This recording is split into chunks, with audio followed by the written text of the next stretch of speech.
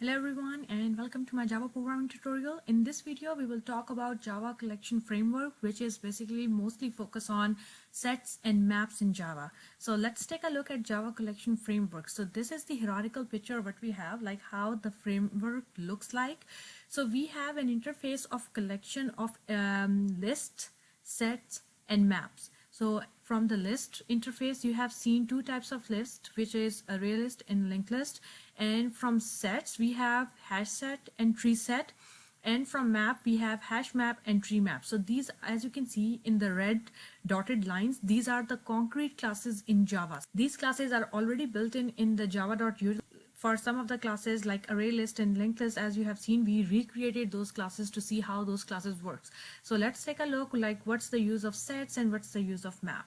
So here is an exercise we have. Write a program that counts the number of unique words in a large text file. From the large text file, the major point is you have to focus. It's like a 200 page or 300 or maybe like 100 pages of that book. So it can be a Moby Dick text file, or you can take the King James Bible and or any other book you have as a text file. You can test this coding, which we will do in this and map using the code we will do some examples on. Okay, so once you have created this collection, allow the user to search it to see whether various words appear in the text file. What collection do you think is appropriate for this problem? So what we are doing is we are counting the unique words in a large text file. So let's take a look now. You have to think which data structure is more suitable. Is it stack? Is it queue? Is it linked list? Is it array list? Is it sets? Is it map? So we have this empirical analysis. So running a program and measuring its performance. So there will be for like counting unique words or anything. Now you have so many coding or so many data structures available that you can do it. Now your task is to think which data structure is doing is the fastest, like who's giving the best performance. So here is some method in Java system.current time millisecond, from which you can measure the performance of each and every line written in your Java statement. So let's take a look what sets are and what's map are, and then we will jump onto our solution. So sets, a collection of unique values, no duplicate words, just like in math, that can perform the following operation efficiently. So add, remove, search, contains, these are some basic operations of set. We don't think of a set as having indexes, so you just draw a circle like this. Or you can say we have a bucket and you are throwing up the values and they are all messed up. You don't know the exact location. There are no indexes. No one is connected to one another with the addresses, just like linked list. Nothing is similar to linked list over here. It's just like a circle, or you can say a bucket, in which you are just throwing your Lego pieces and they are all scattered everywhere. Okay. So in sets, what we have some basic operations. So what you can do is, this is like already built in Java. So set knows how set have arranged those words or your values. So for example, if you say, hey, set dot contains 2, does this value contains in that bucket? That bucket will reply true and false by looking at, yes, I do have that value, but it's not telling you the location of that value, where it is. So the set implementation in Java, sets are represented by, they are in the java.util package, and as from the very first slide we have seen sets, where we have like two types of set which are more popular. Basically there are like three types, but the most popular are two types. So set is implemented by hash set, tree set, and what is hash set? Hash set is the fastest. So as you can see, the runtime for hash set is big O of 1 for all operations. So if you don't need any order for your set or any runtime printing or any order, I would say, you should definitely go with the hash set. If you need to maintain the order, then it will be tree set. Okay, so what hash set do is it uses the hash table, which you will see in your data structures class, like after this Java 2. What hash table does and how it stores the values. So it's just random, unpredictable order. You don't know, and it's the fastest. It's using hash table, like using some coding or some combination of the codes to store these values in the sets. That's why it's fastest, because that thing knows or it's applying an operation to find out the value, so and that's why it's the fastest. What tree set does, it's kind of a binary search tree. So binary means 2. It's kind of doing it's pretty fast, not that much fast as compared to hash set, but it's also pretty fast for all operation, and they store in the sorted order. So you will see in binary search tree, which is our next topic, how that binary search tree will work. So for right now, you can think of tree set as it's stored in the sorted order. Okay, so the last but not the least, we have linked hash set. It's stored in the order of insertion. So as you are adding the value, that's how it is keeping up the values in your set. So how you create a set? So with the array list and linked list, you can create the object of array list and linked list in the same way, just like this. You can say list string list equals to, and what type of list you want. I want array list, and it will work with the indexes. If you say I want linked list, it will work with front, and you have to pass out the values, the addresses and everything. With the set, again, you can create a set of integer, string, depending on what type of set or what type of values you are working on. Then you can say new tree set or new hash set, depending on what you want to work with, the how you want to create your set. So both ways are fine. And these are some couple of methods: add, contains, remove, clear, size, is empty, toString. You have seen these methods in array list and linked list. They are quite similar.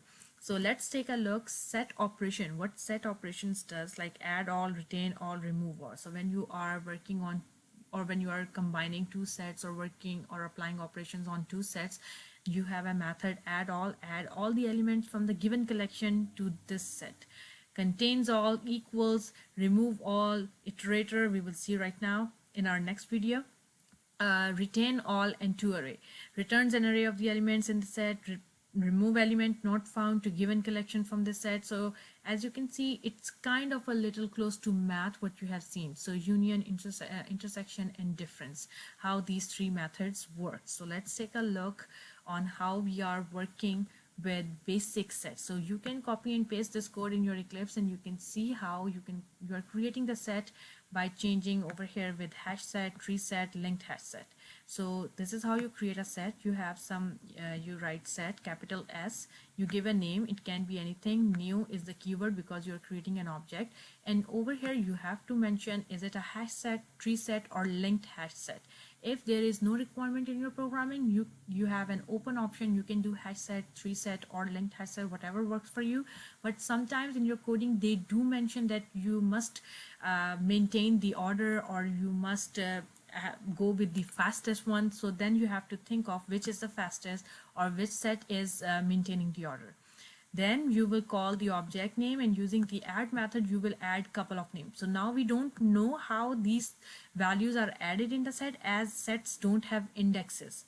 So when you say, as you can see, we have set hash set, so it's unpredictable order. So when you say system.out.println, this is the output we have, and this is unpredictable because we cannot identify, is it just like in the order of insertion? No, it's not the order of insertion. Is it the natural ordering? No, it's not the natural ordering, like if J come here or something like this.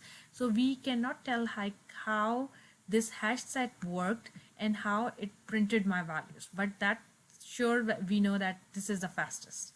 Then if you do the same statement with tree set, like names, tree set, and you add the values, this is the order, or this is the output you will get, which is the alphabetical order.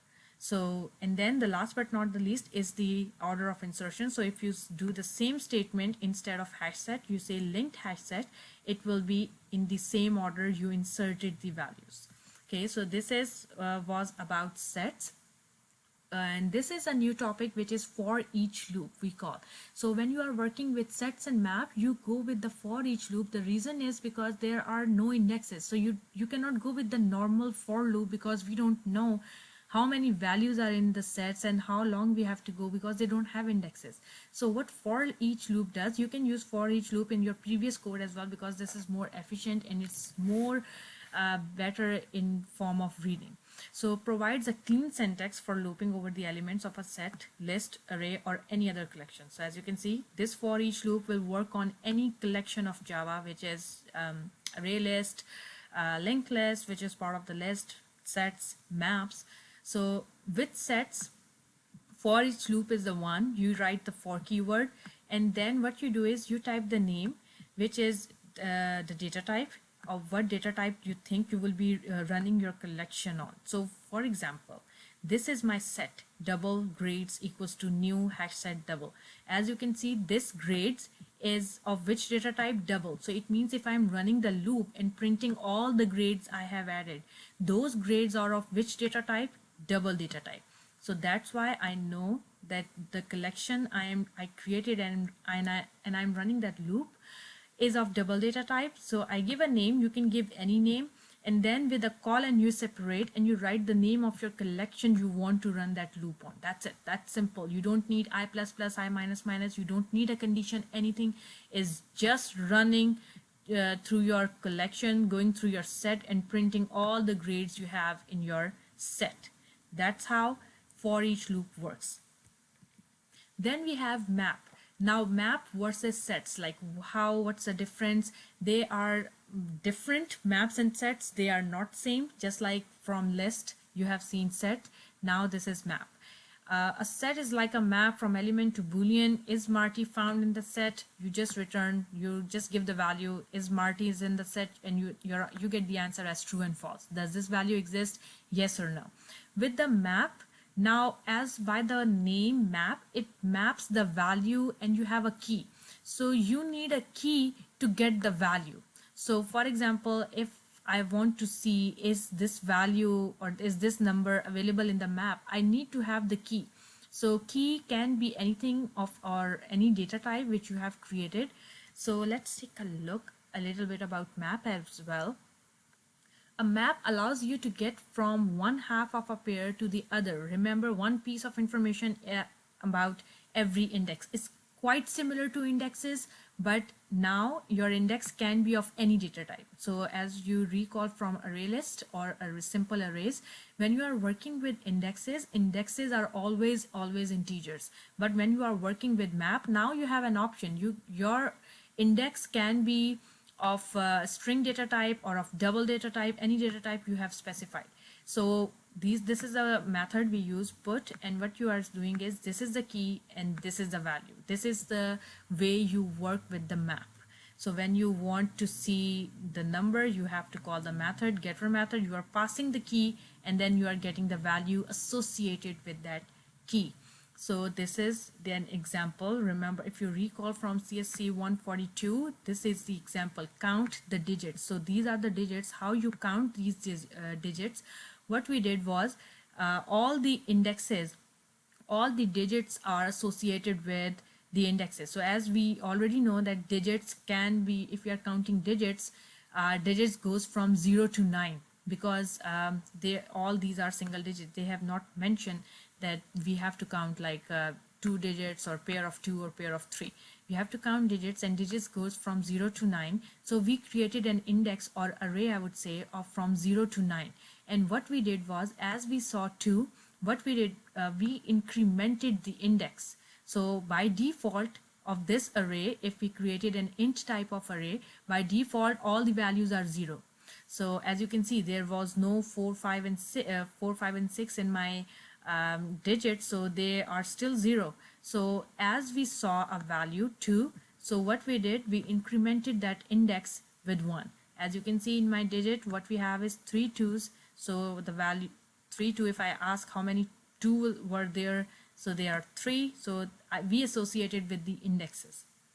Now you have an option that you can change your index, or you cannot be set limited to the integer keys. Now you can have a key of strings or key of double. So as you can see, now we have to count what we did is we have 3 keys, M, O, and I, and each key is associated with its value, which is an integer. So from map, what we have seen is map holds a sets of unique keys. As I recall, there will not be any duplicate key, just like indexes. From arrays, there are no duplicate index, right? So there will be no duplicate key. You can have duplicate values but no duplicate keys. And also known as dictionary, associative array, hash table also works like quite similar. Then we have basic map operations, put, get, and remove.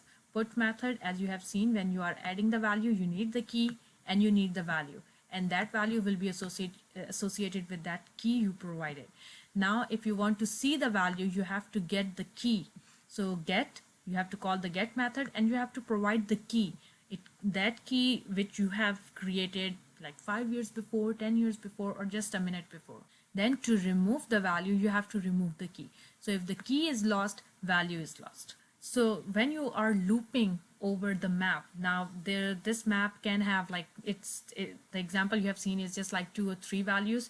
That map can have like 100 or 200 values. When you loop over the values, for example, you're like, I print all the values, and you know the keys, right? So what you do is you call this keySet method.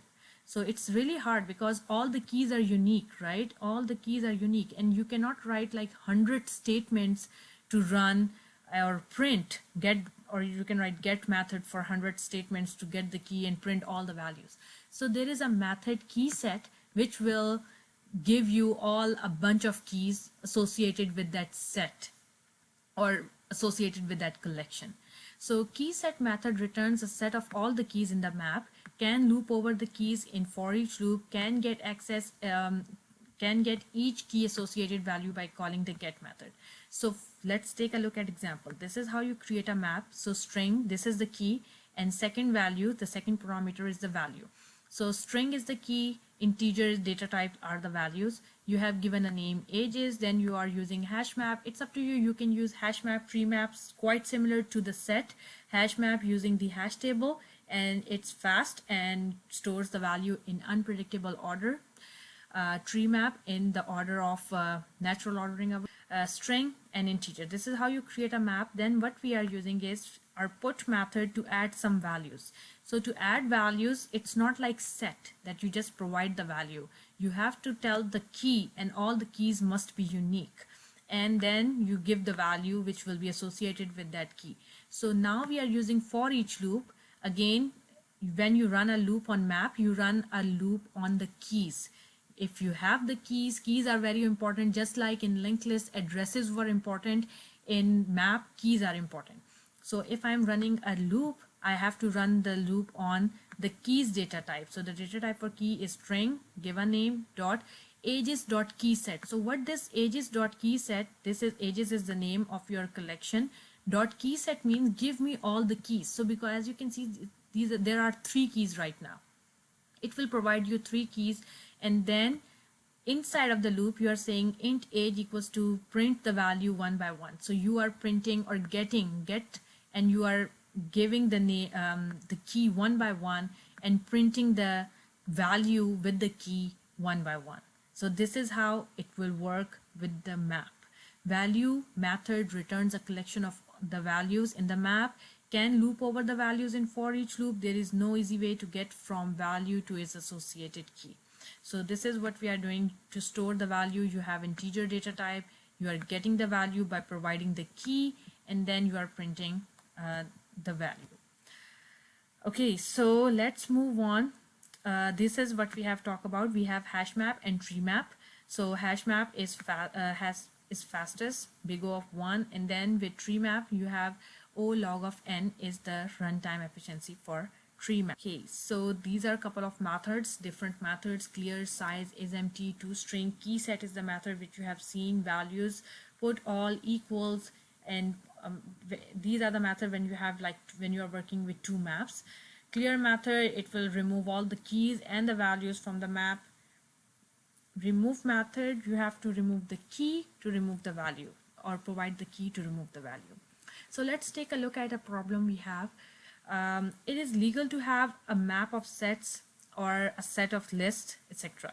Suppose we want to keep track of each TA's GPA by name. So here's a small example. We have created a map, string double. String is the key, double is the value. TA GPA equals to new hash map. Okay, so this is how you create. Then you are using put method to add some couple of values. So you added some couple of values. These are the keys, these are the values. So when I say system.out.print Jared GPA is, to print Jared GPA you need the key. So you say use the get method and you provide the name which is Jared, and your output will be 3.6. Now the task is, this doesn't really work when you ask that TA got a given GPA. How would we structure a map for that? So what we are supposed to do is we will provide the GPA, that 3.6, and it should print all the TA listed or associated with that GPA. So how about switching or reversing a map? Now we are making 3.6 as the key and names are the values. So we have just switched. You can do the switching anytime. So you have to think when you are working with the map, which will be the key and what will be the value. So if we switch, now what will happen? As you can see, keys must be unique, right? So we have a duplicate 3.6 and 3.6. So what it does is, when you are working with map, keys are always unique. So when you have more than one TA can have the same GPA, the map will store only the last mapping we had.